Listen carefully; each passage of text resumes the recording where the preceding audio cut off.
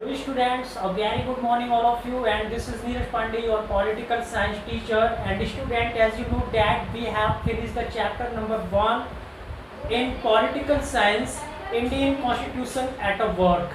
And today we will continue and start the new chapter, right in the Indian Constitutions. Rights. What is the meaning of rights? What is the definition of right? And what is the importance of rights in our Indian Constitution? As you know that you have already discussed about the first chapter, Constitution.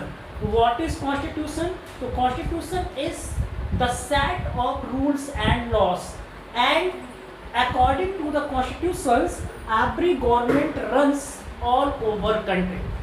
हम आज जो यहाँ पे इस video के माध्यम से जो हम चैप्टर नंबर 2 पर डिस्कस करने जा रहे हैं कि भाई राइट है क्या।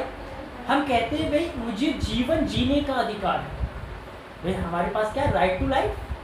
भाई हम जी रहे हैं, हमको कोई मार नहीं सकता है, और हमारी प्रोटेक्शन के लिए पुलिस भी है। अगर हमको कोई मारने का प्रयास भी करता है तो पुलिस उसको अरेस्ट भी कर देगी। ये तो हमें कह रही है ये मेरा अधिकार है, राइट है। भाई जब इलेक्शन टाइम आता है तो हम क्या कहते थे? भाई ये हमारा वोट देने का अधिकार है। तो यहाँ पे जो राइट हम पढ़ेंगे, what is the importance of right पढ़ेंगे, उससे पहले हमको ये भी पता होना चाहिए हम को रिलेट करते हैं चैप्टर 1 को चैप्टर 2 से, और यहाँ पे क्या को रिलेट होता है, क्या को रिलेशन बनता है। तो देखिएगा, a constitution is not only about the composition of the various organs of government. केवल कॉन्स्टिट्यूशन ये नहीं है कि उसने केवल वेरियस टाइप्स के ऑर्गन्स की गवर्नमेंट की बात कर दी। हमने कहा कि 3 मेन ऑर्गन्स होते हैं गवर्नमेंट की, एग्जीक्यूटिव, लेजिस्लेटिव एंड जुडिशरी। तो कॉन्स्टिट्यूशन में केवल यही नहीं बताता है कि भाई कितने टाइप्स, कितने ऑर्गन्स होंगे गवर्नमेंट के। भाई केवल वो ये थोड़ा बता रहा है कि प्राइम मिनिस्टर का इलेक्शन कब होगा, प्राइम मिनिस्टर के पास पावर क्या होगी, प्रेसिडेंट के पास पावर क्या होगा। भाई ये तो बता ही रहा है वो। लेकिन कॉन्स्टिट्यूशन का मतलब केवल ये नहीं कि केवल प्रेसिडेंट और हमारे supreme court, governor, chief minister के बारे में बता दिया। नहीं, we know that the beginning of the preamble we the people of India. यहाँ पे स्टार्ट होता है we the people of India. जो हम एक साधारण लोग हैं, कॉमन हैं, ऑर्डिनरी सिटीजन्स हैं, तो हमारे लिए भी कॉन्स्टिट्यूशन ने कुछ ना कुछ प्रोवाइड किया। वो क्या किया है? तो वही कह रहा है कि कॉन्स्टिट्यूशन केवल वो नहीं है कि जो हम समझ रहे हैं कि विभिन्न प्रकार के गवर्नमेंट के ऑर्गन्स के ही बारे में बताए, and the relations among them, और उनके बीच में रिलेशन क्या है। जैसे हमने 9th में 10th में पढ़ा सिविक्स में कि भाई रिलेशन क्या है एग्जीक्यूटिव और लेजिस्लेटिव में, जुडिशरी का एग्जीक्यूटिव से क्या रिलेशन है और क्या डिफरेंस है तीनों में। तो केवल इसी के ही बारे में नहीं बता रहा है हमें कॉन्स्टिट्यूशन, जबकि कॉन्स्टिट्यूशन में क्या है, ए से लेके जेड तक, एक कॉमन मैन से लेके एक प्रेसिडेंट तक सब कुछ उसमें बताया गया। भाई राइट्स हमें कहाँ से मिले? भाई हमें कॉन्स्टिट्यूशन ने ही राइट्स प्रोवाइड किए हैं। Bill of right, this is a very great examples of USA.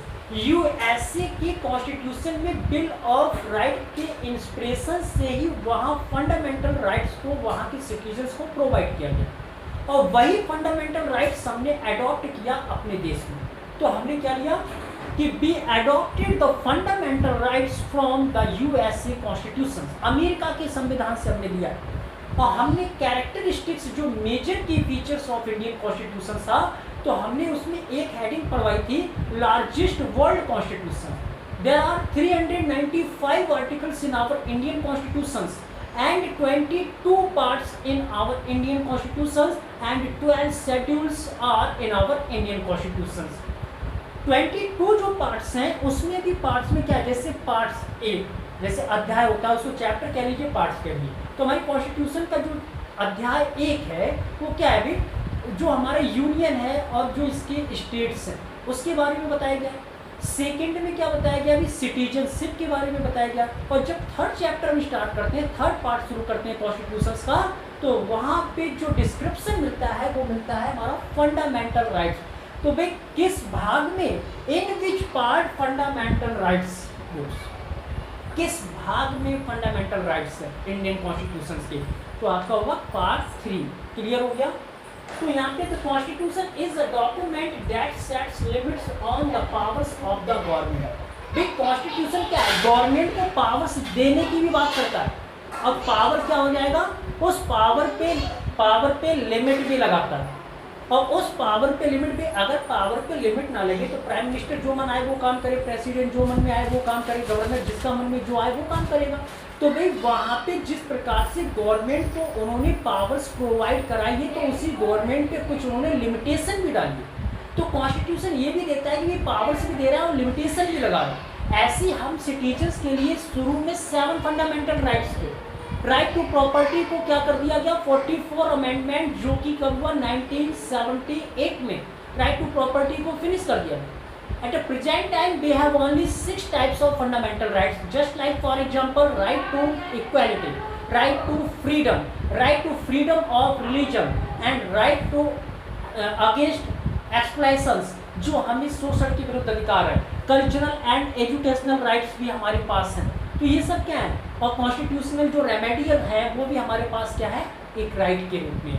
तो इस चैप्टर में क्या होगा कि हमें जो टॉपिक शुरू करना है कि what is the importance of right, फिर इसके बाद बिल ऑफ राइट, और फिर हमको 6 टाइप्स के जो फंडामेंटल राइट्स हैं, जैसे right to equality article number 14 to 18, and right to freedom article number 19 to 22। तो हमको ये सब 1 by 1 क्लियर करना है, कोई लेंथी चैप्टर नहीं है, और इसको आप लोग लर्न कीजिएगा। और ये आज हमारा बेसिक इंट्रोडक्शन था राइट का। Thanks for watching and see you in next video.